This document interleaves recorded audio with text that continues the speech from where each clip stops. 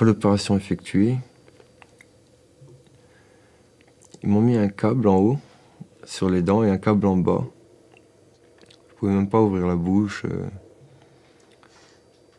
pas manger, pas boire, pas fumer. La faim, c'est terrible.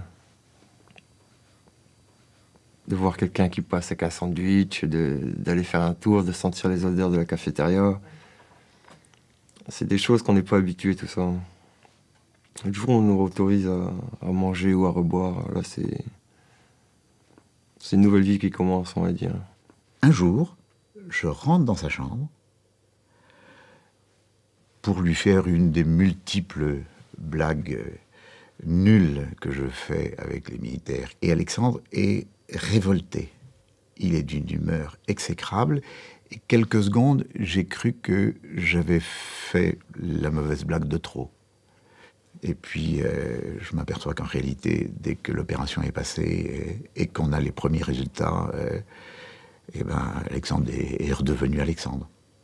Hein, de bonne humeur et confiant. Le regard de mes petits-neveux, c'est le plus important, on va dire. C'est pour eux, c'est pour qu'ils remarquent le moins le changement par rapport à avant que j'essaie de me battre au maximum, quoi. La famille, c'est pas seulement ceux qui sont nés de vous ou qui sont nés de vos parents. La famille, c'est aussi les gens que l'on intègre à sa famille. Et il y a des gens qui n'ont absolument rien à voir avec moi, que je considère aujourd'hui comme faisant partie de ma famille.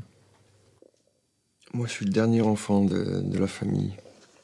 Je suis le petit dernier. C'est dur à croire, mais c'est vrai. J'ai 2 grandes sœurs et un grand demi-frère. Ils m'ont beaucoup apporté aussi pendant ces 4 dernières années, même si je leur ai pas dit de vive voix, parce je suis pas habitué comme ça. On n'est pas dans une famille où c'est qu'on se dit les choses, on est plus à se le démontrer par des petits gestes du quotidien. Je voudrais les remercier pour tout l'amour qu'ils m'ont donné pendant ces 4 ans et que je les aime très fort aussi. Je ne sais pas si je connais bien Alexandre.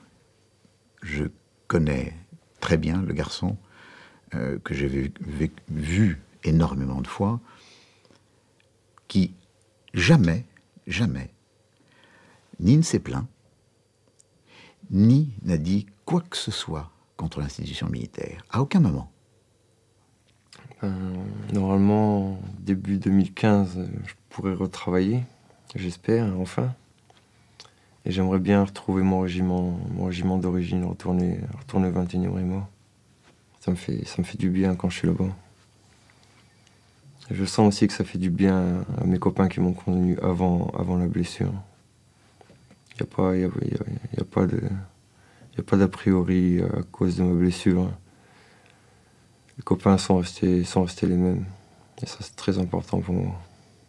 Lorsque vous allez écouter un concert, vous avez une palanquée d'instruments. Chaque instrumentiste s'aperçoit quand il a fait une faute. Et pendant tout le concert, il en est malade. Il est à l'intérieur de l'orchestre. Il ne se rend pas compte que la faute qu'il a faite, personne ne l'a entendue autre que lui. Quand un blessé, comme Alexandre par exemple,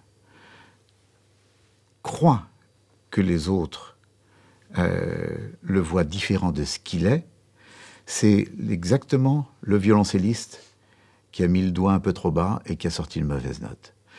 Moi, quand je vois un blessé, je ne vois pas une figure, je ne vois pas un bras, je ne vois pas une jambe. Je vois un bonhomme dans son ensemble. Et c'est comme ça qu'on juge les gens. On ne les juge pas sur un détail, jamais.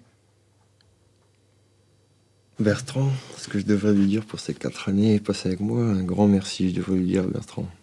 Il me rapportait des BD, des films, il m'emmenait faire des virées dans Paris, des repas.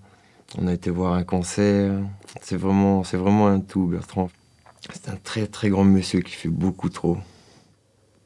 Ce que je retiens le plus chez Alexandre, c'est la confiance dans les autres. C'est un type qui a confiance. C'est pas très fréquent.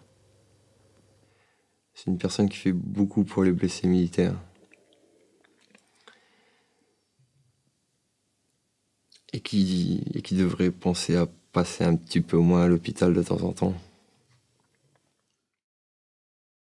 Merci à tous les deux pour ce très joli moment d'interview. Parce que finalement, on rigole, mais on se dit très rarement des choses très graves. Et peut-être qu'on l'a occulté en rigolant. Mais